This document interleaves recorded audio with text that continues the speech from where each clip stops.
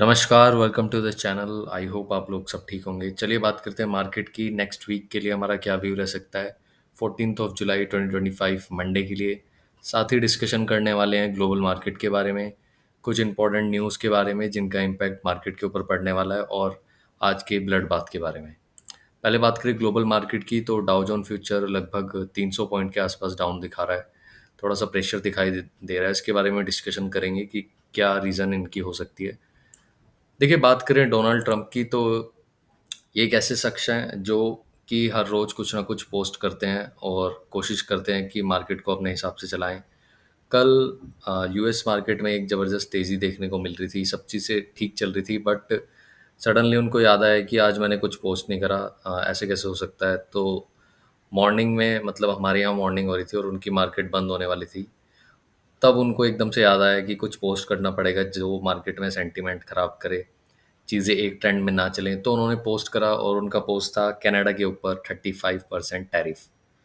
उसकी वजह से डाउ जोन फ्यूचर में थोड़ा सा एक सेल ऑफ दिखाई दे रहा है, और साथ ही उन्होंने धमकी भी दी है कि अगर वो रिटेलिएट करते हैं इसके ऊपर तो हम और ज़्यादा टैरिफ लगाएंगे। इसके अलावा उन्होंने ब्राज़ील के ऊपर 30% टैरिफ लगाया और उनको भी उन्होंने यही धमकी दी है कि वो रिटेलिएट ना करें।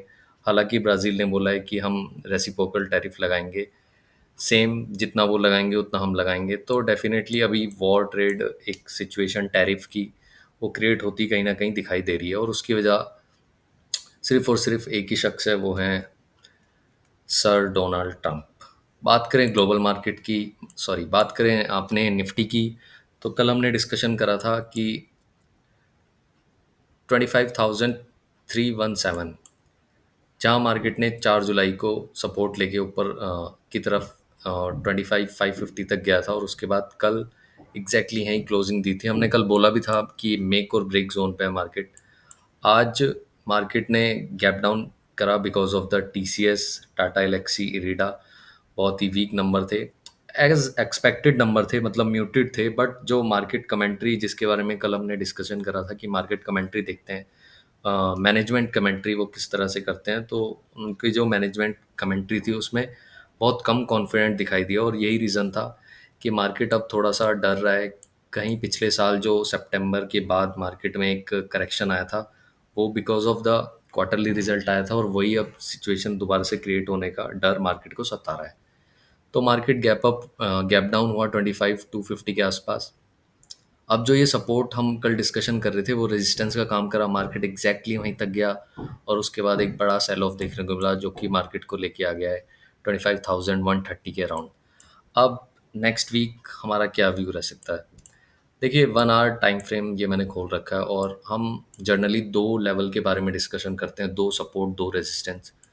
तो नेक्स्ट वीक के लिए हम जो सबसे बड़ा सपोर्ट हम मान के चल रहे हैं वो है 24,800। अकॉर्डिंग टू मी मार्केट यहाँ तक जाने के लिए पोटेंशियल रखता है, बिकॉज ये एक बहुत बड़ा ब्रेकडाउन है। ये पूरी जो ब्रेकआउट हुआ था वो पूरा गिव अप कर चुका है मार्केट, और जो क्वार्टरली रिजल्ट अपडेट आ रहे हैं वो बिल्कुल भी एक पॉजिटिव फैक्टर नहीं है। तो मंडे को सबसे बड़ा रिजल्ट है HCL टेक्नोलॉजी का, उसके ऊपर नज़र डेफिनेटली बनी रहेगी। अ, अगर कुछ सेंटीमेंट चेंज होता है तो मार्केट के लिए अब अपसाइड ये नहीं है कि यहीं से सीधा वी शेप रिकवरी हो जाए, नहीं।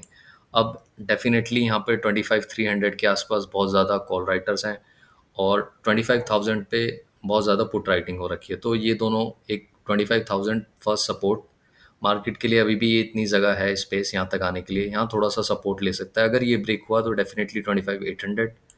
रेजिस्टेंस की बात करें तो 25,200 फर्स्ट रेजिस्टेंस। अगर इसके ऊपर मार्केट निकलता है तो 25,300 तक ट्राई कर सकता है, बट ज़्यादा चांसेस मार्केट के ब्रेकडाउन के लग रहे हैं अप टू द लेवल 25,800। तो अगर आप कुछ भी ट्रेड करें तो प्लीज़ अपने फाइनेंशियल एडवाइज़र से एक बार पूछ के ट्रेड करें, और ये नहीं कि अगर हम डाउन साइड की प्लान कर रहे हैं तो आप आंख बंद करके पुट ले लें, नहीं।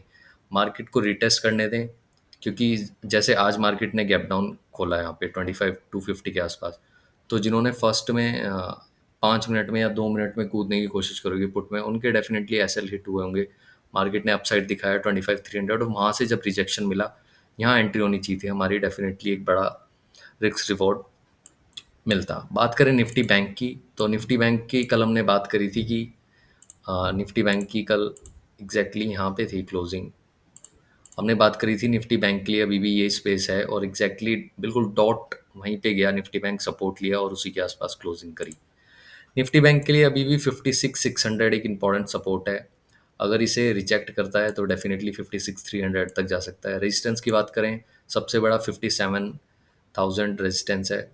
बीच में डेफिनेटली 56,880, 90 ये छोटा मोटा रेजिस्टेंस हो सकता है, बिकॉज बैंक निफ्टी की मंथली एक्सपायरी होती है, तो इसमें हम थोड़ा सा बड़े लेवल के ऊपर बात कर सकते हैं।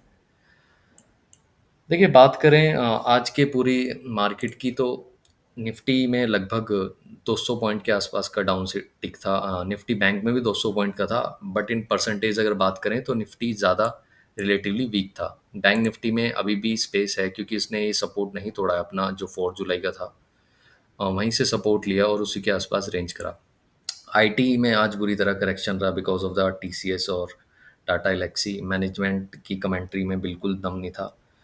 उन्होंने साफ तौर पे दिखाया कि ग्लोबल कंसर्न बहुत ज़्यादा है। ट्रेड डील में जब तक क्लैरिटी नहीं हो जाती, तब तक शायद ग्रोथ की अनुमान बहुत कम रहेंगे। एज ट्रेड डील में क्लैरिटी मींस ना सिर्फ इंडिया और यूएस की, बट यूएस की कंपैरिजन और कंट्रीज़ के थ्रू भी, क्योंकि जो आईटी सेक्टर है वो ग्लोबली एक दूसरे से कनेक्टेड है, तो उसका इम्पैक्ट डेफिनेटली आईटी सेक्टर पे ज़्यादा देखने को मिलेगा।